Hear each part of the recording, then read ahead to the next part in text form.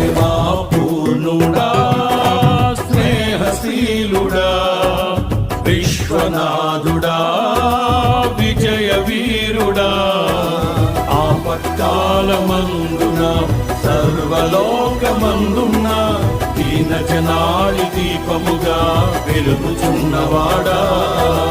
ఆరాధింతు నిన్నే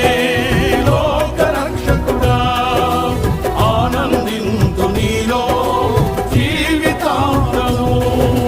నీ కృపయంత ఉన్నతమో